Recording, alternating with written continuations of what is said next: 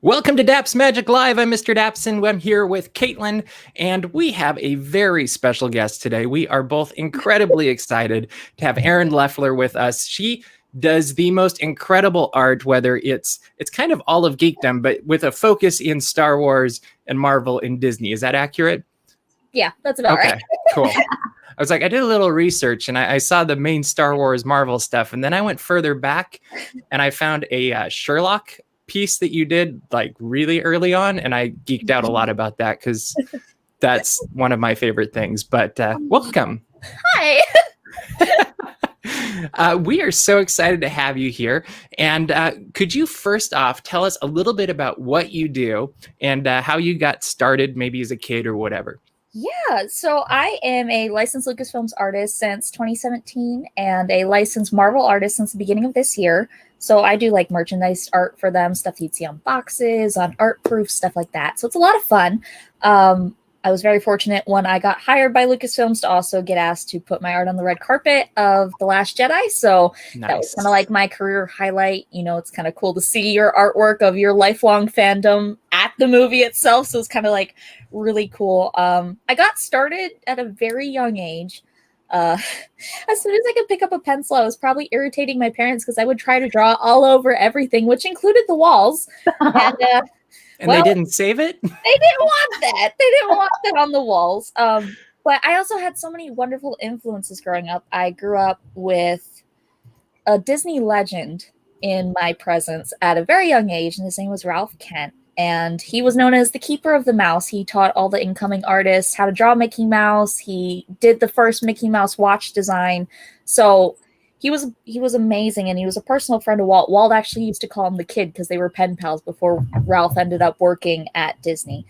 And I just remember being enthralled every time because, you know, him and his wife, they were my grandparents. So it was like, you know, you go there and you go to their house, and their house was just so cool. And he had all these different amazing things from his career. And I just fell in love because my parents also got married at Disney. So Disney was like high key in my blood. As soon as I was born, Disney was there. It was always something that was very prevalent and big in my life. So growing up with that influence and just being like enamored with what he did, I had an immediate love for it and I wanted to do it. And I remember drawing Mickey Mouse for him when I was little and giving it to him. And I remember him telling me, he's like, you have a gift.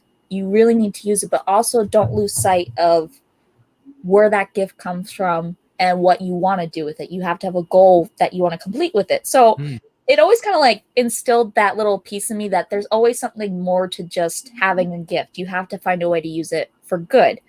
Unfortunately, he passed away, and that was heartbreaking for me because he was just such a wonderful man and made such an impact on me. And I kept those words for the rest of my life, like growing up with those words in mind. That just stayed with me. And I just had this love for drawing, and it just kept going and kept going. And to the point where I was that nerd in school. I didn't sit with people at lunch. I didn't have friends in school. I had the big like nerd glasses. I had a stack of comic books and all my school books, and I was good grades and everything, but I would finish my work early and I would just draw all over my notebooks. I would draw all over my worksheets and everything in class, to the point where my teachers would even just like write little notes next to the little drawings. So, like, hey, so that was encouraging enough. When I had a nice teacher that would do that, I was like, oh, this is great. And my parents started taking notice of this, and they were so supportive. I can't state enough how important they were in helping me with it, because they went out, and once they realized like, oh, she's doing this a lot, we might need to get her better stuff. So they got me a bunch of sketchbooks and like the little graphite artist pencils and everything, like the little kits that you would get for a kid when they're trying to do art stuff and they're saying like, oh, I want to be an artist. So that was, my parents got me that. And it was just like something I developed an attachment to, but I didn't take it seriously until I was like 11 years old. I went on a family trip to Disney World, ironically, around my parents' anniversary, and we went to Epcot. And at that point, they still had a shop up in the front where they had a lot of the Disney Gallery stuff. Mm-hmm. And they would have the artists sitting in there. They would have an artist in residence sit in there. And I just remember walking in, and I was just looking around at all the paintings and everything, and I'm just like, floored. But my parents zoned in on the artist in the middle of the room. And at this point, they had one of those little crummy flip phones that had like the really bad cameras on it. So my parents were always like, they were those super proud parents who would just like show off anything that they could. So I was very fortunate to have such supportive parents because they photographed everything I did. Like, what a gift. No matter what it was, it was a terrible camera, but they wanted to take a picture so they could show people. So they were talking with him. And they were like, yeah, our daughter does this. And, this is what she's interested in. And he's like, well, can I see do you have anything of what she's done? And my dad pulled out his little flip phone and he's trying to get to it. It's hard to see on that screen anyways, but and the artist is looking at it. And my parents go, Erin, come here. And the artist looks at me. He's like, I want you to come here. And he put me on his stool because I was short until I hit like 9th grade. I was always the shortest in my class, so I needed help getting up on stools and stuff because it was like really a problem for me. So like he helped me up on the stool and he passed me his tools and he's like, I want you to just draw whatever comes to mind, just go for it. That's cool. So there I was sketching with some professional art tools, and I did not feel like I was good enough to be doing that because like these are really expensive tools, and why are you having an 11-year-old draw with your tools? But okay. And I just remember him sitting there and turning over to my parents and going, you need to get on this now. You need to go get her the proper equipment. Wow. You need to do this because one day she's going to be my boss if she keeps And I'm like, that's daunting as an 11-year-old to hear like somebody say that about you and your work. And I was just kind of like blown away because, oh my goodness, this is a Disney fine artist. And he's saying that my work is, I'm like, and I'm only 11. What are you talking about? So it's like, I didn't take it serious to that point. And then my parents, they listened to his advice. And as soon as we got home from that vacation, I now had a bunch of high quality sketchbooks and the right tools and everything. So really, I got to equate it to, I had such a good foundation and I had such a support system, and then getting that encouragement to get pushed in that direction. So that's really how it started. I was very fortunate to have that good basis to jump off of. That is incredible. So you have fun with that. You get to have this magical experience that stuck with you probably and will stick with you the rest of your life. Definitely. Then I'm assuming you went to school for art. And okay, I have a great story about this. This is a little.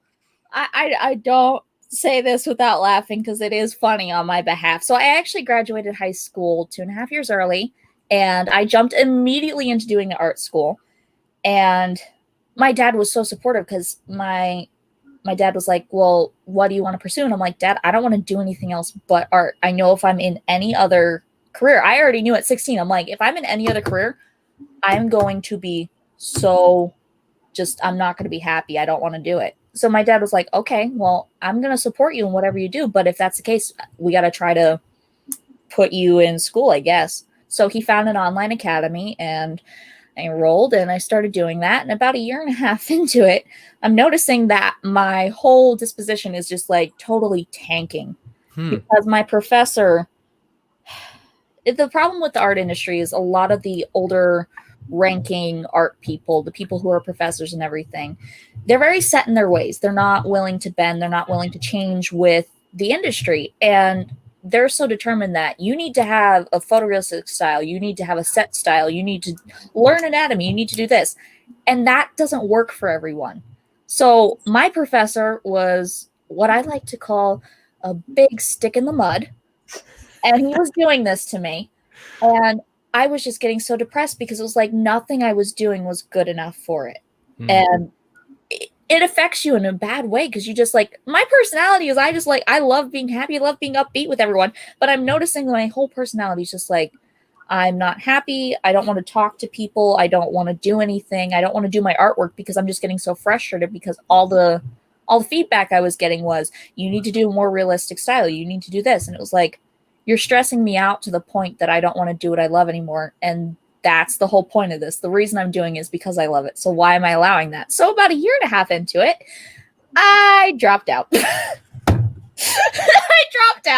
I was like, well, let's just try to make it on our own. So I would find little freelance designing gigs for like logos and stuff here and there. And about 1 year later, I was very fortunate enough to get a mentor who was an amazing animator. He worked at Disney and at Warner Brothers, and he really worked with me to try to figure out, like, what is it that you like about artwork? What is it that you want to do with it? And what do you enjoy about it? Because when you enjoy it, your work comes out better.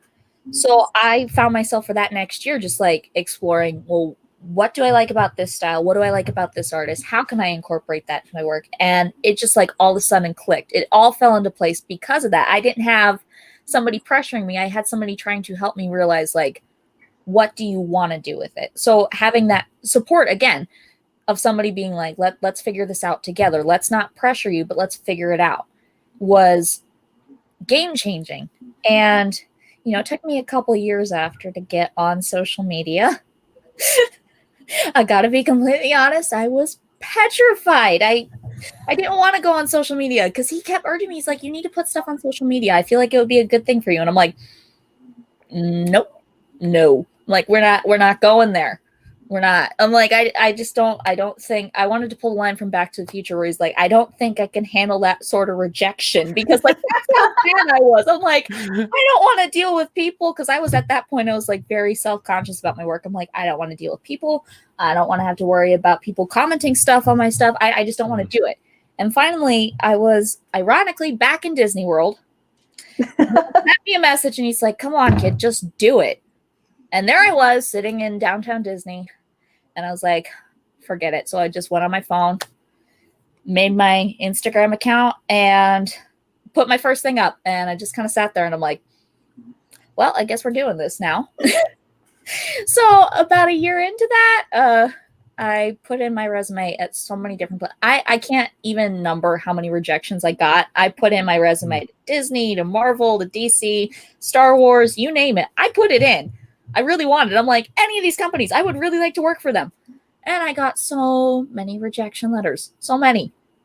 It was like, I should have kept a folder with how many I got, because I was just, it was bad, because I'm like, you know, it's one thing to be like, yeah, I know I have to improve, but it's also another thing when it's like every company you love is like, right. No. And I was like, oh, come on. So I even did a portfolio review at a Comic-Con, and the woman's like, yeah, your work is really good. It's just not what we're looking for right now. And I was like, oh, that's harsh. I'm like, I'm not really sure where to go with that. So yeah, what do you do with that? You don't know what to do with it. And it's hard because I can't take a compliment and I can't take that either. I can't take either one of them, because I'm just kind of like awkward when that happens. I'm like, I don't know what to do. What do I do? How do I respond to this? Like, it's weird. So I was just posting stuff on social media, and about a year into it, I get an email from one of the creative directors at Lucasfilms, and she's like, we've been seeing your work, and we pulled your portfolio, and it's probably a little dated now, but we would love to work with you. And I was just kind of like, you know, like, yes. So I'm like sitting there, and ironically, it came in on my birthday. And it was funny because I think my dad thought I was joking with him, because I quickly sent him a text. I'm like, Dad, guess what? My dad's like, what? I'm like, Lucasfilms, they want me to do stuff for Star Wars. My dad's like, my dad, as ever amazing he is also the giant skeptic, where he won't believe anything unless it's right in front of him. So he's like, he sends me back, yeah, I'll believe it when I see it. And I'm like, way to step on my moment. And it's your birthday. That was rude. So about a week and a half later, they send me all the packets of like the NDAs and stuff that you have to sign and everything. Right. And I'm all giddy, so I go and see him, and I take it, and I just wham, throw it down in front of him. And I'm like, and he goes, I believe you now. I'm like, yeah, that's right. So that was funny how that went down. And it was just kind of funny because I wasn't expecting it either. So I get my first assignment, which was at the end of something they were doing for The Last Jedi, since it was, let's see, I got the job August, and the movie came out in December. So it was a few months before the movie came out. So they were rushing to get the last like merchandise things ready. So I get that project, tail end of it, and I'm starting to work on it. My boss emails me. She's like, hey, so we were doing like this thing in partnership with Tumblr. We were having a lot of fan artists and everything. She goes, but we ran short on one of them. Do you have any artwork that you've done outside? Because I know you're a big Star Wars fan. Do you have any artwork you've done outside of work? that you could send us that maybe we could use. And I was like, I've done a lot of Star Wars fan art. I might be able to help here. So I sent over like 6 or 7 pieces. I had that at this point, I had a stack like this, but I had enough. I was like, these are the ones I feel comfortable with sending. So just there. And she didn't tell me which one they picked. And then my coworkers were at the premiere and everything. And next thing I know, they're all texting me. My phone's blowing up and they're like, John Boyega is standing in front of your artwork right behind him. And I'm like, oh, that's the coolest thing ever. I'm like, what? I'm like, are you joking? And they're like, no. And I couldn't find pictures of it anywhere. And they couldn't get pictures of it because they couldn't get through the crowd to get a picture of it. Until the next day when all my followers start blowing up my Instagram. And they're like, you need to look at the official Star Wars page. And I'm like, why? And I open it up and there it is, front and center, John Boyega on the red carpet. And there's my artwork directly behind him. And I'm like, oh, that's cool. What is life? No, I'm like, what is this? So I actually got to meet John like 2 months after that. Oh, that's awesome. And it was funny because like I had gone for like partially working that thing. And I went up and they had the way that you had to went back to go and see him. It was like Fort Knox to get in there. Like they had like full body scanners. They had everything. And I'm like, I really feel out of place right now. I really shouldn't be here. But for some reason, the security guy, they weren't letting anyone take phones in. But the security guy looked at me and he just got this smile and he goes, you can take your phone. It's fine. I'm like, I must look non-threatening enough where they're like, she's fine. They're like, she looks so small. She's not going to do anything. So I'm like, oh, that's cool. All I had with me was my phone. So I'm like, my artwork was actually behind you a couple months ago at the red carpet. And he's like, can you show me? So I'm like, I pull out my phone and I'm like, and he's like, wait, I remember that. And I was like, I'm spiraling out of control because like, I'm a big Star Wars nerd. That was the first action movie I had ever seen. My dad sat me down when I was 3 years old and I watched Star Wars with him. That was our thing. We watched Star Wars. We watched like Indiana Jones, like that was our thing. We just watched all those movies together. I like my dad like the undercover nerd because he looks cool. He looks cool. He won't let you onto it. And then behind closed doors, he's like, hey, you want to see something cool? I'm like, okay. So like that was our thing. And that was what I was always like a fan of. So it's like to be actually working for it. And now I'm meeting somebody who's in it and who was like in front of my artwork. It was like, oh, I am not in the right place right now. I'm like, I am not meant to be here. And it was funny because I had actually brought a couple of the prints of that I did from the red carpet. I just printed them out just in case. Right. Maybe they'll let me in and I'll see them. And I said, I actually have a print of it here. And he goes, cool, because I really wanted it. And I was like, you're like, it's fine. It's fine. Oh, that's cool. Oh no. I'm like, and my friend was with me and she had never seen Star Wars, which drove me nuts because I told her, I'm like, Sydney, I'm working for Star Wars. Why? Do your homework. I'm like, yeah, exactly. Why? She's with me. And the whole time she's just standing there like this. And I'm like, okay. And she's like, I think I need to go watch the movie now. I'm like, yes. I'm like, nice. And that's how I got her into that at least. But it was funny because it's like she was there to experience like me nearly having a panic attack. No kidding. And that was super cool. And then getting to work with that has been great. But then within like the first few months of me working with them, the Star Wars fandom's not that calm. It's a bit volatile on some sides. And I started getting harassment and everything because they don't really like females working in Star Wars in any capacity, apparently. And it got so bad to the point that I did a piece of Luke Skywalker and I put it up on my Twitter and I was getting bashed so much to the point where Mark Hamill actually stepped in and Mark Hamill's like, hey, you guys need to knock it off.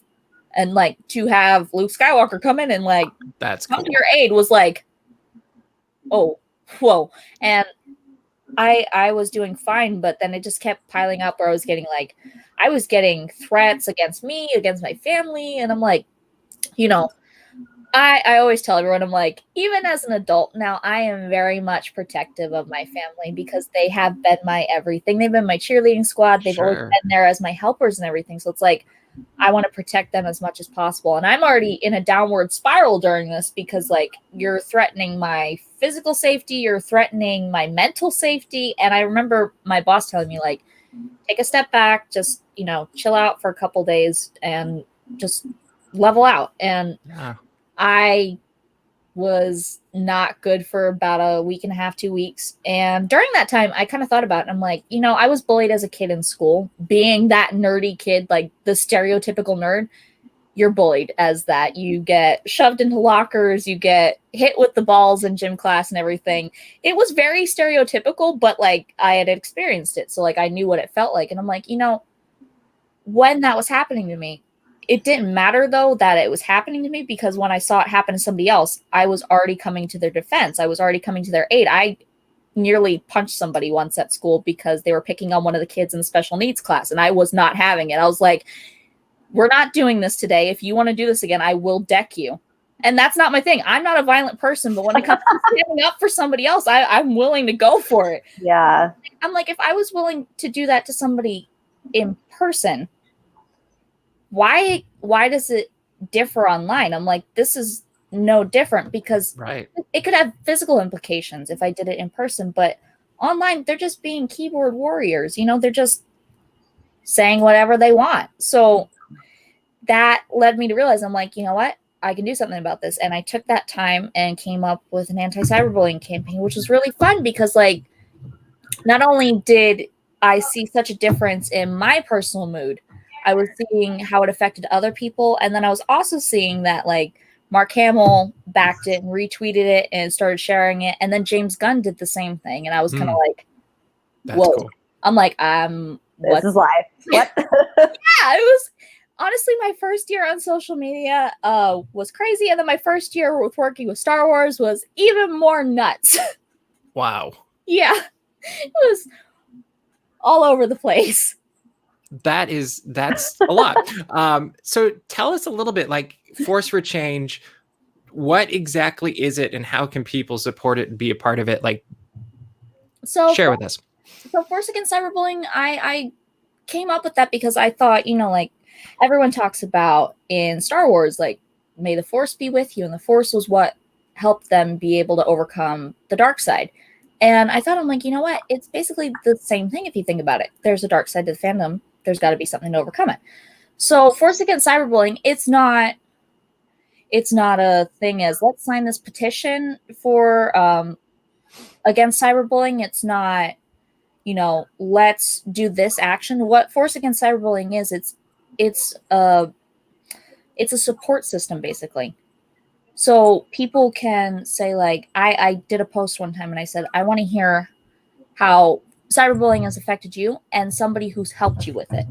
So basically it was just like showing people that you can overcome it and get through it, and sharing my personal experiences with it, and then having people share their experiences with me was amazing. And the thing that I always tell everyone, I said, the thing about using the thing of Force Against Cyberbullying, I want people to use that to reach out to help somebody if they see them going through this. So that was the whole goal behind it. I said, the whole goal here is if you see somebody going through something, stand up for them, defend them, tell the other person to back off. You know, you got to help people when you can. So that was the whole thing behind it. It's just as a way to reach out and support other people who are going through it. And the response to it was so overwhelming to the point where I was doing a Comic-Con in 2018, and I had a girl come up to me and I wasn't expecting it, and she goes, if it wasn't for what you did with that, I wouldn't be here right now, because somebody reached out and helped me. You reached out and made sure I was okay, and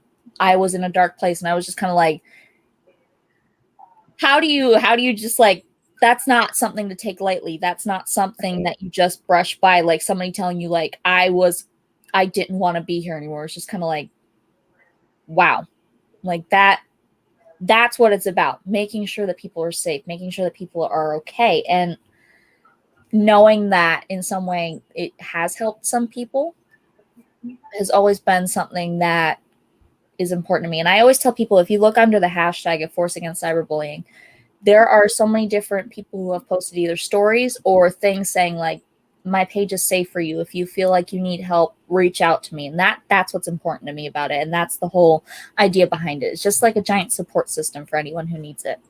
That's awesome. So it's really more of a movement than a web page or something. You know, Yeah. That's great. I love it. You have. Oh, sorry. Go ahead, Caitlin. I was gonna say no. It's just kind of crazy that earlier you were saying you were so hesitant to getting on social media, but like, look at where you've come because of social media and like the impact you've been able to have on people. And it's really incredible. And it even just leads into more of what we're going to be talking about in a little bit. And also we met through social media. Yeah. Like that's how we became friends. We ended up meeting. Like, you know, I feel like it's weird because I've seen, especially within this past year, I've found myself going back and looking like where I first started out on my social media pages to now. And I'm like, it's unbelievable because I don't like to get a big head over things. I don't like to look at stuff like that, like as accomplishments, like, oh, look at what I've done. But in a way, it's made me look back and realize, like, look at how far you've come. Look at how much you've grown, the lessons that you've learned doing this. It's all been a learning experience. And I honestly couldn't be more thankful for that because I've learned and I feel like I've grown as a person into someone better and I can always still improve that, you know, but I feel like I'm very fortunate with that. And it's fortunate that you share it as well. Yeah. I like to show people that it's okay to make mistakes. It's okay to be vulnerable and open because that's the whole thing about people. We're messy. We're imperfect. We're all over the place. And that's what makes life so beautiful. And being able to share that with one another and possibly help someone, I think that's what you have to do when you're given the platform, when you're given the opportunity to share that and to show people that they're not alone is the most important thing you could do. And even just how you've learned, because I mean, I love seeing your posts that when you have something that you did like 2 years ago and then you've redone it to see just like stylistically how you've grown. And I think that's super cool. I love seeing like just how you've grown and how your style has evolved and what you've learned, because I feel like art is very much a learning process. Like your art is not going to be the same forever. Like we all have to learn how to keep doing things. And it's just really cool to see stuff like that. So I appreciate those posts. They're fun to see. Tell everyone, I'm like, as an artist, that's the one thing I enjoy about it because you never stop learning. You never stop improving. And the moment that you stop is the moment that you need to reconsider the career path that you're in because you have to keep learning. You have to keep growing. And I know there's so many people out there where people are like, oh, they're at the top. They can't get any better. We all have things that we can work on no matter what we're doing. So like being able to like look back and show people like, hey, look, I noticed mistakes in this that I didn't like. And I just decided to redo it and see if I would be happier with it. And to hear like people comment like, okay, this is cool. Now I want to go and try to redo my work is like, yeah, that's what I want. I want to see people try to strive to be better because the more you strive to be better, the better off you'll be. That's awesome. I have a question now that popped into my head as you were talking about all this. So your screen name's Butternut Gouache. Oh, here we go. Well, there's a little bit of backstory on this. Is years ago at Disneyland, they had the Watch program. And in the Watch program, 4 of the 5 watch artists painted with gouache on a daily basis.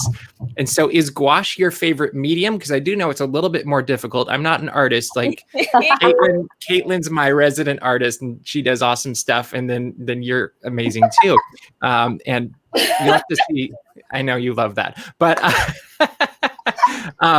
like, is gouache your medium of choice, or like what do you like to use?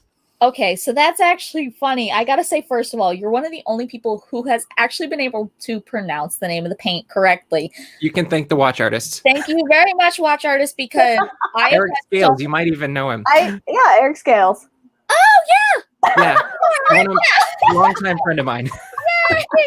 But I would tell everyone, I'm like, it's funny because I've only had like 3 or 4 people actually know that are not artists that would actually pick up on how to pronounce it. One of them was a celebrity, and I was like blown away. He's like, oh yeah, you're Butternut Gouache. I'm like, how else do they say it? First off, hold on. I was like, first off, what? Second off, how did you pronounce it? Like, nobody pronounced that correctly. How did you do that? It was kind of funny. It was like, I was blown away with that. But Yeah, a lot of people pronounce it like gouache or gouache. I'm like, huh? Like, no. Like somebody called it goulash one time. And I'm like, no. I'm like, I've gotten all of them at this point. So at this point, I'm like, close enough. Let's just go. So it's like, I'm just kind of used to it not getting pronounced right. But I fell in love with gouache as soon as I started attempting to work with it. You know, they suggested it when I started doing the art schooling. And I'm like, okay, let me just give it a try. Because I liked watercolors, but like, it's an opaque watercolor, right? I didn't like how opaque it was. Like you could see through it. And I'm like, I want something that works like a watercolor, but that is so solid that the color comes through and it looks good. So when my teachers in that were, this is the only good thing that my professor gave to me that I actually walked away with that from. I'm sorry out there if he's listening to this. The stress that I got from that was just like traumatizing. But the great thing I walked away from was we did a gouache study. So I had to go out and I had to get gouache and everything. And I just fell in love with it because I'm like, it works like watercolor, but it's solid. This is exactly what I wanted. So I fell in love with that. And then I started doing more digital artwork as well in between doing that. And I found there was a set of gouache brushes that you could get for Photoshop. And I was like, oh, that's cool. It's like, oh, okay, let's check this out. And the pictures would come out like the same kind of brush strokes and everything I was using with the gouache. And I was like, really?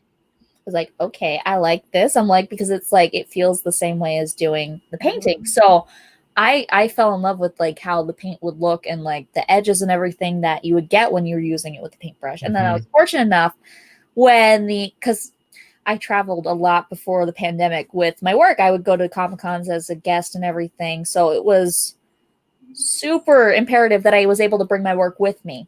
And I got the iPad Pro and Procreate on the iPad Pro with the Apple Pencil. And I found out that there was this artist who had this brush pack called the Max Pack. And it had 40 gouache brushes. And I was like, wow. I was like, oh. And it has like every gouache texture and everything. And that's been my go-to on the iPad ever since. Like any brush I ever use, I always tell everyone, it's nothing but gouache brushes because that is my thing. I just love it to no end. The texture and how it lays and everything, it's just amazing. I completely agree with you. Like I would spend hours watching them paint on Main Street. In fact, that's probably anything I know about art came from one of those people. And I learned so much about composition and stuff I use in photography now that really came from those people at that table. And gouache has something magical about it. I almost want to say it's almost like the Disney medium because it has something that just evokes that. There's a feeling of warmth and happiness that comes with it, even on like the dark Haunted Mansion pictures, you know? That was actually it. My first introduction to gouache was because growing up, Mary Blair did so many of the wonderful things, and the women in the ink and paint department did so many. I pinpoint Mary Blair specifically though, because she was known that all of her pieces and everything, her concept artwork was all done in gouache. And growing up, you know, seeing that, being told like, oh yeah, this is the artist that did the stuff for Small World. This is the artist that did stuff for Sleeping Beauty and Cinderella. And looking at it, I was just kind of like, I want to do that. I'm like, that's beautiful. I'm like, look at the colors on that. And like, it's not defined. It's a little messy, but it looks so beautiful. And just like that introduction to it. And then during the art schooling, like getting reintroduced to, oh yeah, this is gouache, and being able to experiment with it for the first time. I was like, yeah, this is what I need to use. That is really cool. I love your style. I mean, I'm fortunate that I do have an original. Oh, wrong side. Where? How do I? That one right there. No, where the pointing is, like it's like the camera's flipped around. I know it's flipped, so that's an original from you. That's the Rapunzel, but she's in like a hoodie. Oh. And then Erin did. It's me and Captain America. I know this painting. Favorites. And then recently I got one that's actually the Small World, again pointing, the Small World hippo. I know it's like that one. I remember, I'm like, that hippo, but like Yeah, I love seeing all of your stuff. It just makes me so happy. You're so talented. Oh, I'm so blessed to know you. no, I'm gonna go on this. We were having this conversation before I said I'm just gonna hide. And now she's doing it intentionally. No, it's deserved. That's my knee-jerk reaction. I'm sorry. No, you really are incredible. And one of the fun things you're doing, I had a great time watching the first episode, is you have a new YouTube show. And it is the drawing board. And it's a super cool concept because you interview somebody just like we're interviewing you. And while you're interviewing them, you're drawing them, which I will admit, I was watching this morning, your first episode, and I was like, how in the heck is she tracking what he's saying, coming up with questions, and making this really fun piece of art at the exact same time? And also I was geeking out about who you had as well. But talk a little bit about this. So ironically, I'm going to hit a couple things here and you're going to laugh at what I'm about to say. Back at the beginning of the pandemic, I very much like the Hamilton song went nonstop. I did not stop. I had all of my shows that I was going to be a guest at cancel at me within 3 days of each other. So I had like 8 to 10 guest appearances all gone. And then that New York was one of the hardest places hit when it initially happened. So we immediately went on lockdown. So I couldn't go out of state. I couldn't do anything. Like I had plans that I was going to be guesting at MegaCon in Orlando for the first time. And I have a lot of family down there. So I was going to get to see them. And I love my family. Everyone knows how big I am about my family. So like I was going to get to do the Comic-Con. And then after I would finish the Comic-Con each day, I would get to go hang out with my family and just like get to spend the next week after the Comic-Con with my family. And I was really, really excited about that. So I lost all of that within a matter of like a week. And I was watching how it was affecting everybody across my social medias, and the comments that people were leaving were just breaking my heart because I very much am a people pleaser, which is not a good thing all the time, I will admit, because I feel like I have to bend to fit everyone's happiness to make them happy. And that isn't always a good thing. But I wanted to help because it just broke my heart seeing how much people were hurting from this. So I kept putting stuff out. I kept making content, kept putting stuff out. And I didn't let, there is moments where even if you lose an event, if you lose a chance to go see somebody, you should be allowed to grieve that. It sounds weird, but in a way you should be allowed to grieve it because that is something lost. I never gave myself that chance. I just kept going. And then I ended up doing a fundraiser because a lot of people who are following me, they're like, my family's nurses, they're on the front line. My brother's a nurse, he's on the front line. My mom's a nurse, I'm on the front line. So I did a fundraiser with a digital download pack, and we raised $7,000 for protective equipment for nurses. Wow. In one weekend, we got $7,000 for these nurses and doctors on the front lines here in New York City. And I was very, very proud of that. But I started noticing that my happiness and my energy and everything was going downhill steadily. I was watching, like, anytime I'd go on social media, I was getting irritated very easily. If like somebody would even make like a remotely off comment, I'm usually able to brush it off pretty quick, but I was noticing I'm getting very irritable. I'm not happy. And then I started noticing that it was affecting my life outside social media. I was noticing that I didn't want to talk to people. I was being really like standoffish and reclusive. I didn't want to deal with anyone. I wasn't sleeping right. I lost any appetite that I was having. So it was like really unhealthy. And by the time that we got to May, I hit rock bottom. I'm not like the most emotional person in the world. I can control myself pretty well when it comes to that.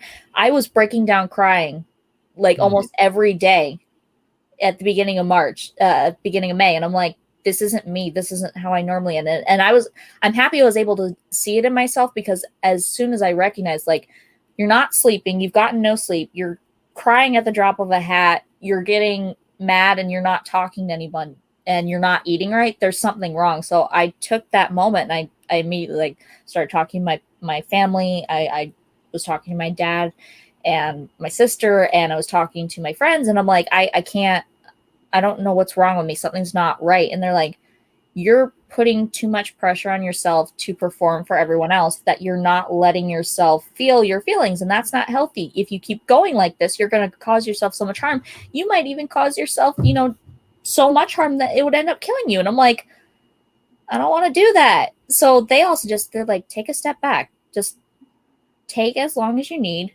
Take a step back. And then all I started thinking of was my mentor said this wonderful thing when I told him what my fears were with social media. He always told me, he goes, social media can wait, but your health cannot.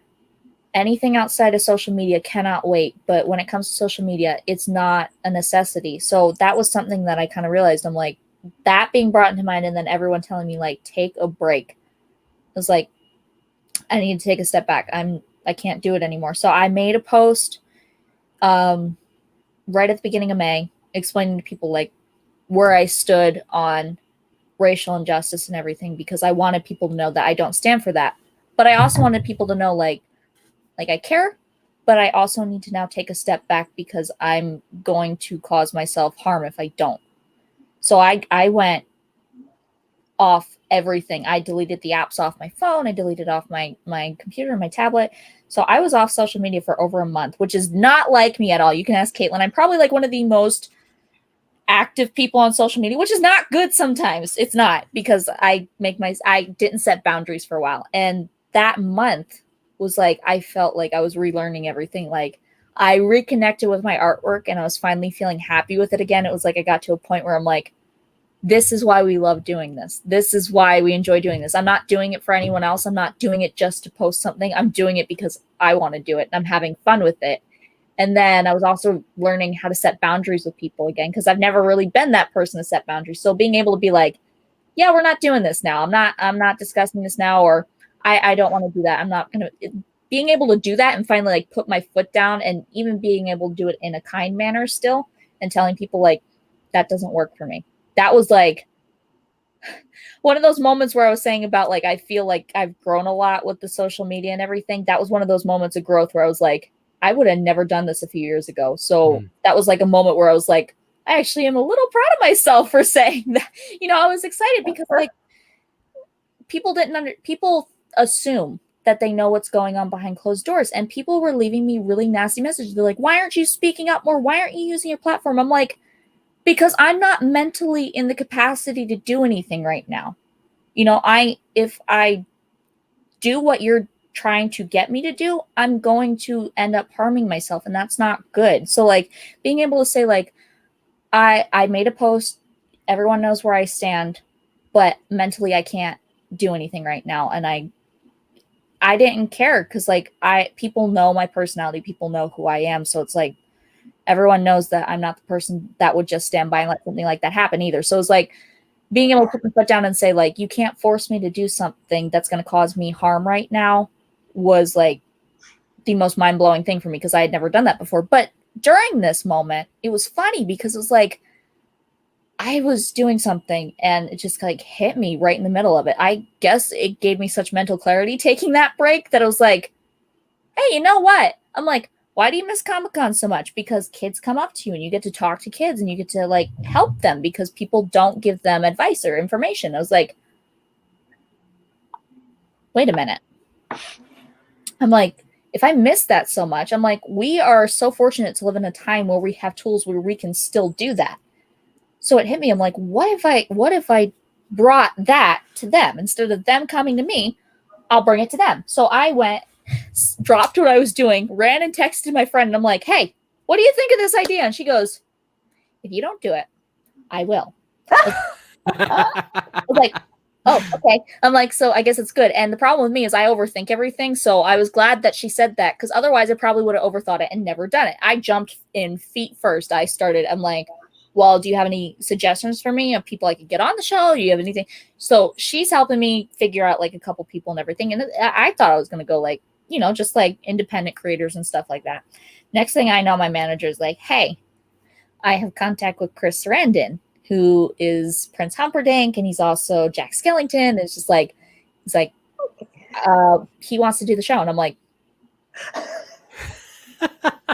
okay. I'm like, I was not prepared for this information because, like, I grew up on Princess Bride. That was my thing. I love that movie. So it's just kind of like, Humperdinck. Okay. I'm like, so that was one of the very first episodes I recorded. And I was petrified because I'm not I don't do things on camera. I'm usually the one behind the scenes. I'm the one who's drawing stuff that like people can't see me doing that stuff. So like to have a camera on you as an already self-conscious person, and you have somebody that was in something that you're like the biggest fan of, and they're watching you and talking the whole time, you're like, oh no, like I'm not happy right now. This is not good. I'm like, I feel so awkward, but the jitters aside and everything, I just, I have a bad habit where I feel like I take a breath and just like all out. So like my manager texts me, he's like, breathe. Remember, he's just a person and just have fun with it. And I remember just like having the most fun time because it was just like talking to an old friend. You can totally tell. I thought you were old friends, to be completely honest. Well, because I always tell everyone, I'm like, I didn't hang out with kids growing up. I actually just hung out with people that were around my parents' age and older. So like I'm more comfortable with people who are up there in years. Like I'm more comfortable with dealing with people who are up there. So it was like, for me, I was like, well, this is kind of just like talking to somebody like he's like around like younger than my grandpa. I'm like, so if I can talk to my grandpa, I can talk to him. It's not really that different. So like, of course, you're going to have a little bit of jitters since it's one of your first episodes, but I always tell people, I have no idea how it happens. It's just the adrenaline took over. And somehow I was able to do the picture of him and being able to like look up and connect and like it was really good. Saying. I don't know how it happens, to be completely honest. I really do. I don't even remember half the stuff I say until after when I watch the edited one. I'm like, oh, I'm like, that's what I said. And you always pick up on little things here and there that you want to fix. Like since it was one of my first ones, I was noticing like, oh, I've got this little word whisker that I need to fix, or maybe I should adjust the camera a little bit. But I was actually really surprised how good it came out for one of my first ones. So I was like, maybe this is something I should look more into. And then next thing I knew, because I know a bunch of amazing creatives in the entertainment industry, I reached out to my friend James Eigelhart, and I was like, hey James, I'm like, how would you feel about doing my show? I'm like, I know it's small, I know it's not out yet. And James was like, let's do it. I was like, all right. So we recorded that episode, and the next thing I know, my manager takes over scheduling people. And nice. That was like a weight off my shoulders, because between trying to get the setup ready and record it and also schedule people, my brain was like all over them. Like, I can't do it. My manager goes, let me handle that. And now I'm over 57 interviews. Wow. Yeah. So when I referred to Nonstop from Hamilton earlier, that's what I meant, because I literally the past 4 months have not stopped with this. And I've gotten now to talk to so many amazing people. Like, I don't know if people know some of the people I'm about to mention, but I got to talk to Mary Wilson of the Supremes. I got to talk to Joe Satriani, who is like a rock legend. David Benoit, who is the composer of all the Peanuts music and everything, and he's Grammy Award winning. It's a Disney album too, I think. Yeah. I got to talk to Andy Park, who is a great friend. I actually scheduled that one, which I was proud of myself. I'm like, you don't have the connection on this one. I do. I'm like, this is so we're gonna go with it. But I've gotten to talk to so many people I never imagined myself being able to. Like earlier today, I recorded with Jodie Benson, who's a Disney legend, and I'm just kind of like, realizing that I'm getting such a good reaction from the people I'm doing this with because of what the goal is. I remember growing up and we had Fred Rogers. Fred Rogers would, break things down. Fred Rogers would teach us how to handle things in a healthy way. Fred Rogers would show us behind the scenes on picture so you could hear like all that different stuff of how stuff got made. And I was looking and I'm like, there's nothing like that right now. There's no show. There's nothing like that. And right now, more than ever, we need that in the world. We need positivity. We need to push kids to realize that they can do, it doesn't matter who they are, where they come from, what they look like. They can do whatever they put their mind to. And they need the proper information, though, to do so. So I was like, you know what? I'm going to talk to everyone. I don't care where they come from. I don't care what they look like. I don't care their background. I don't care any of that. I want to talk to them. I want to know their insights on the industry. I want to know what they think is a healthy way to handle rejection or competition. I want to know what they feel about imposter syndrome. I want to know their best moments, their worst moments. I want to know what dreams that they still have. So the reaction, not only from the people I'm interviewing, but now the reaction since I just put it out in the world for the first time last week and hearing people's thoughts on it is mind-blowing. I didn't expect it to go over this well, and quite frankly, I'm really excited for what's in store with it because there's a lot of fun ones coming. I can't wait. I create a lot of media, and sometimes sitting down and watching media is hard for me to do. And I sat down and I watched it from beginning to end nonstop this morning, and that's I review my shows, and that's pretty good what I get through. And everything else, I'm very like, okay, we'll skip this part or we'll fast forward. But I literally sat there for half an hour this morning at 8:30 and was just like, this is really fun. Like and me being the idiot I am, I was watching it on my phone, literally right here on my desk like this for a half an hour. But it's really good. And I'm looking forward to the future episodes. And this is the point where I'm going to really embarrass you, is you are 10 people away from getting your YouTube URL. Yeah. So everybody needs to go and look for you on YouTube right now, and they need to go subscribe so that you can have whatever URL you want. Yeah. And you know, I don't know which one you'll go with, but you know, you'll be great. I'll figure out something. I mean, well, it's just like you either go with butternut gouache or you have to go with your drawing board. It seems like, either way it would work. You're gonna win. But it's such a fun, fantastic show. Absolutely, you can ask questions. We're just getting to that part. Those of you in the comments, I see you. But no, it's such a fun show. So before you do anything else, make sure you go and subscribe to this channel and get your friends to subscribe, and let's get her over 100 like right away so that she can get this, because it will make a huge difference as she's moving forward with her YouTube. And she's putting such a positive thing out there that this is your chance to help the positivity grow and really move this forward. So I think we can do this pretty quickly, but let's help her get to that next level, and then the next step's 1,000, and we'll do that too, right? The cool part is I wasn't even expecting like what I got within like putting up the first video, so I'm just blown away to begin with. So you're gonna have so much fun. I was talking to my roommates about it because Erin and my roommates, the first time we all met was at Disneyland. We all hung out at Disneyland. It was pouring rain. I was finally at Disneyland. It was so much fun. But we were talking about it, and it just was one of those things that's like, it's so unique. It's a show that I've never seen before. Like, I've never kind of heard of anyone doing that before. So that's just what's really cool about it, is that it's not just an interview like with what we're doing. It's, hey, we're going to interview, but there's going to be like this, hey, at the end, here's what I did. And like, that's just really cool. Be a really good Disney Plus series too. Just saying. I mean, that'd be pretty rad. You know, like, people should pay attention. But that was the thing, because like I thought about it. As a kid, I got distracted very easily. Something had to be like eye-catching to have my attention. And I don't normally like letting people watch as I'm doing stuff because I feel pressured then if that's the case. But I said, you know what?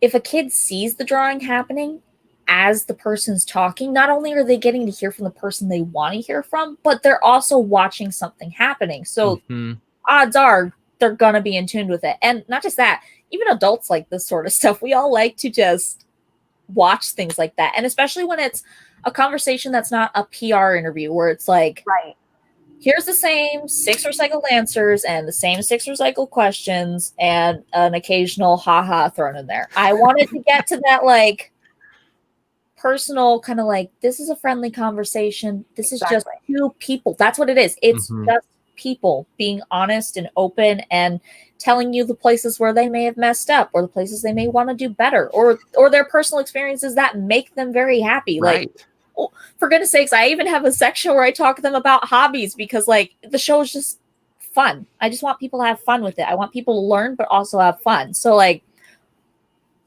just being able to do that and have people be entertained at the same time, that's the best. You are doing that. So make sure to subscribe. I see we've already got 1 subscription for you. So we got 9 more to go.